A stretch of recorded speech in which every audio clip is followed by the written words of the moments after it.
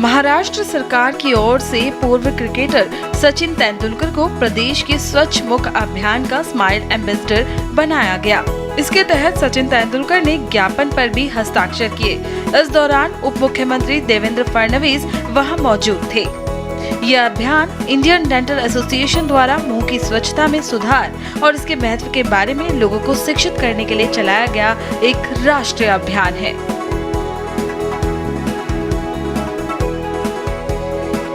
मैं ऐसा मानता हूं कि आज ये बहुत महत्वपूर्ण इस प्रकार का दिवस है। हमारे मेडिकल एजुकेशन डिपार्टमेंट के माध्यम से एक स्वच्छ मुख अभियान, एक ओरल हेल्थ का एक मिशन चलाया जाता है और इस मिशन के ब्रांड एम्बेसडर के रूप में सचिन तेंदुलकर जी ने आज उसको स्वीकृति दी है और अगले 5 वर्ष तक ओरल हेल्थ मिशन को ब्रांड एम्बेसडर के रूप में वो प्रमोट करेंगे। मुझे ऐसा लगता है कि आज जिस समय कई बड़े बड़े सेलिब्रिटीज ये सरोगेट एडवर्टीजमेंट्स के थ्रू इस प्रकार के गुटखा हो या सुपारी हो, जिससे लोगों को कैंसर तक की बीमारियां हो रही है, ऐसी चीजों को प्रमोट कर रहे हैं। ऐसे समय सचिन जी ने कभी भी इस प्रकार के एडवर्टीजमेंट्स की नहीं और उन्होंने महाराष्ट्र सरकार के साथ एक एम्बेसडर के रूप में हमारे युवाओं में जागृति करने का एक निर्णय लिया है। तो मुझे ऐसा लगता है बहुत महत्वपूर्ण निर्णय। मैं उनका अभिनंदन भी करता हूँ, आभार भी व्यक्त करता हूँ। बता दें कि सचिन तेंदुलकर अगले 5 वर्षों के लिए अभियान के ब्रांड एम्बेसडर होंगे।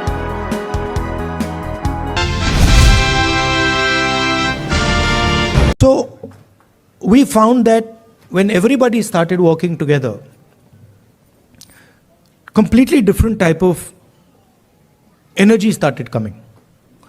And I noticed that the government tried everything.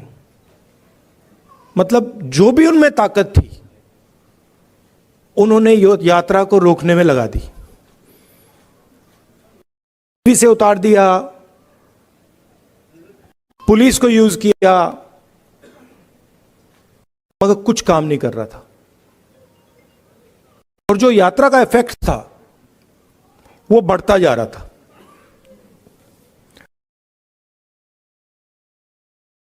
क्यों हुआ? क्योंकि आप सबने हमारी मदद की। सिर्फ not only in India, Bharat Jodo is a idea that is in all your hearts and it is about respecting each other and being affectionate to each other.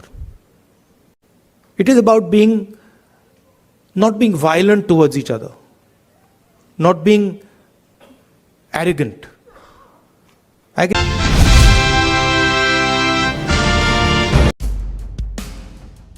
पहलवानों पर दिल्ली पुलिस की कार्रवाई के बाद अब पहलवानों को खुलकर लोगों का समर्थन मिल रहा है, जिसमें पूर्व भारतीय क्रिकेटर अनिल कुंबले का नाम भी शामिल है। मामले में अपनी प्रतिक्रिया देते हुए कुंबले ने ओलंपिक विजेता के साथ दिल्ली पुलिस के बर्ताव पर दुख जताया है और कहा है कि इस मसले को बातचीत के जरिए सुलझाना चाहिए। इतना ही नहीं, इस मामले में ट्वीट करते हुए अनिल कुंबले का आगे कहना था, 28 मई को हमारे पहलवानों के साथ हाथापाई देखकर बहुत दुख हुआ।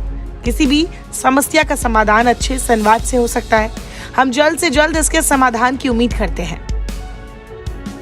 गौरतलब है कि पिछले 1 महीने से पहलवान दिल्ली के जंतर मंतर पर WFI के अध्यक्ष बृजभूषण शरण सिंह के खिलाफ धरना दे रहे थे। बृजभूषण शरण सिंह पर पहलवानों ने यौन उत्पीड़न का आरोप लगाया है, जिस पर पूछताछ चल ही रही थी कि बीते रविवार को पुलिस ने जंतर मंतर पर प्रदर्शन कर रहे पहलवानों को जबरन हटा दिया था। साथ ही दिल्ली पुलिस ने विनेश फोगाट, साक्षी मलिक, बजरंग पुनिया समेत कई पहलवानों को अस्थायी रूप से हिरासत में भी ले लिया, जिसके बाद से ही एक बार फिर इस मामले ने तूल पकड़ लिया। हालांकि पुलिस ने हिरासत में लिए जाने की कुछ देर बाद ही महिला पहलवानों को छोड़ दिया। पहलवानों पर हुई जबरन कार्रवाई के बाद से ही मामले में आए दिन नया मोड़ आ रहा है। अनिल कुंबले के अलावा मामले में यूनाइटेड वर्ल्ड रेसलिंग की ओर से भी पहलवानों को समर्थन दिया गया है और साथ ही एक्शन लेने की बात भी कही गई है। वहीं इससे पहले रविवार को ओलंपिक मेडल विजेता नीरज चोपड़ा ने भी धरना दे रहे पहलवानों के साथ सहानुभूति जताई थी और लिखा था कि मुझे ये देखकर दुख हो रहा है। इस हालात से डील करने का कोई दूसरा संवेदनशील तरीका हो सकता है। फिलहाल पहलवानों के धरने के बाद से ही देश की राजनीति गरमाई हुई है। मामले को लेकर पहलवानों के समर्थन में अलग अलग प्रतिक्रियाएं भी सामने आ रही है। ऐसे में इस मामले में आगे कौन सा नया मोड़ आता है, ये देखना होगा।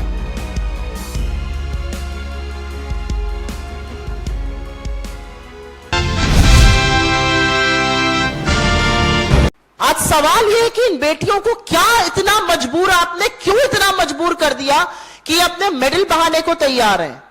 5 दिन का वक्त टिकैत जी ने उनसे लिया है, उनको मेडल सौंप दिए हैं। क्या सरकार 5 दिन में चेतेगी? क्या सरकार 5 दिन में न्याय की गुहार करती हुई बेटियों की बात सुनेगी? क्योंकि इतना सड़ चुका है सरकार का जमीर की उसमें से बदबू आने लगी है। आज सच यह है कि जिन लोगों को बेटी के समर्थन में खड़ा होना चाहिए वो लड़कियों की वतन परस्ती पर सवाल उठा रहे हैं, वो इनके इतने बड़े कीर्तिमानों पर सवाल उठा रहे हैं, वो इन्हीं को अपशब्द कह रहे हैं। आज मीडिया चुप है। कब तक चुप रहिएगा आप? कब तक चीयर लीडर बनाकर 9 साल की खुशी मनाते रहिएगा?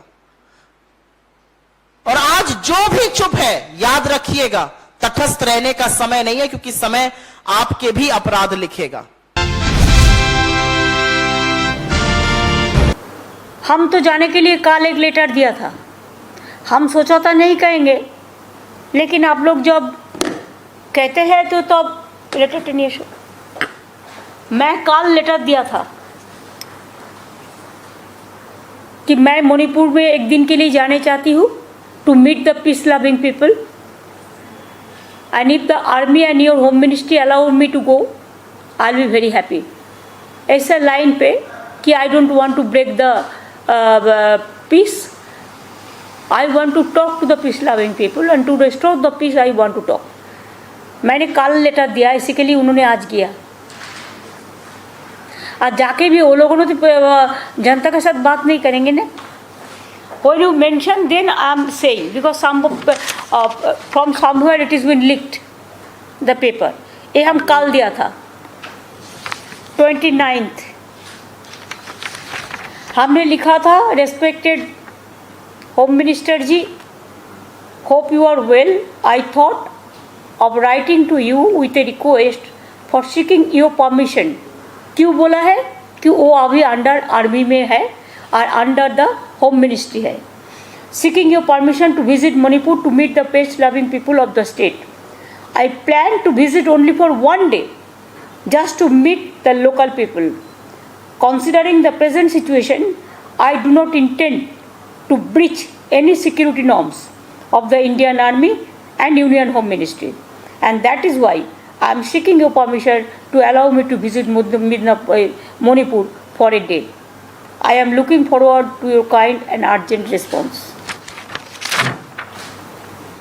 I think this is enough. Did you receive any response? Response नहीं मिला। I think उन्होंने खुद आज चला गया कि कल मैंने लेटर दिया।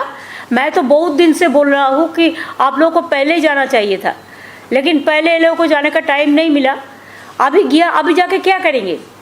अभी जाके वो लोगों ने तो पीस लविंग पीपल का साथ मीट नहीं करेंगे। कितना आदमी का मौत हुआ कोई पता नहीं है। हम ये चाहते हैं कि देश को तो बताए कितना लोगों को मौत हुआ, क्या परिस्थिति है मणिपुर, क्या मणिपुर डिस्कनेक्टेड हो गया, कैसा सिचुएशन है। हम तो पीस लविंग पीपल है, हम पेट्रियोटिक भी है, हम इसी के लिए हम पूछते हैं सिचुएशन क्या है, मेरे को जानकारी के लिए ये जरूरी है।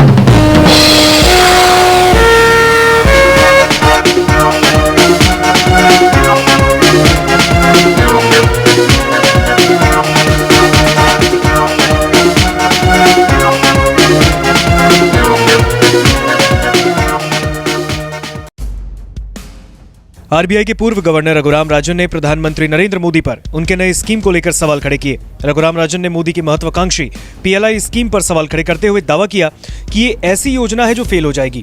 बता दें, सरकार ने देश में मैन्युफैक्चरिंग को बढ़ावा देने और रोजगार के मौके बढ़ाने के लिए अलग अलग सेक्टरों में 1.97 लाख करोड़ रुपए की प्रोडक्शन लिंक्ड इनिशिएटिव स्कीम्स शुरू की है।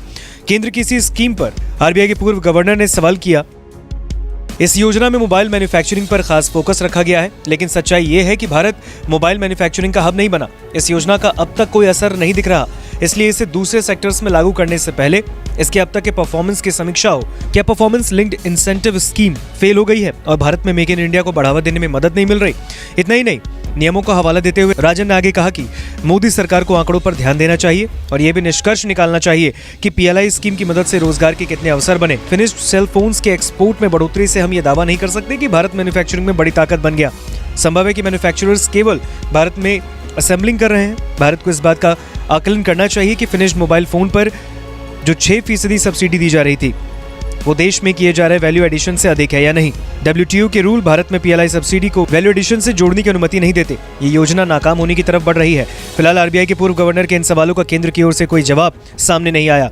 ऐसे में रघुराम राजन का ये दावा सियासत में क्या नया विवाद लाता है, ये देखना होगा।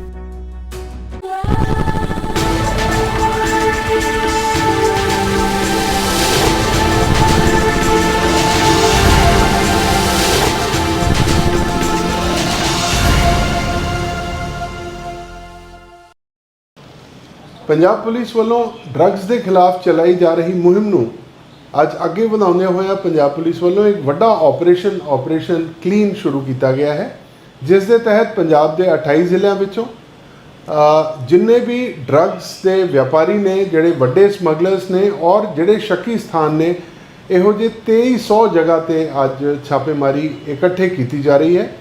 ਮੈਨੂੰ ਉਮੀਦ ਹੈ ਕਿ ਇਹੋ ਜਿਹੇ ਆਪਰੇਸ਼ਨਸ ਨਾਲ ਪੰਜਾਬ ਪੁਲਿਸ ਦਾ ਜਿਹੜਾ एक संकल्प है कि इस सूबे नू नशे तो मुक्त कराना है, उस दे विच वड्डी कामयाबी मिलेगी।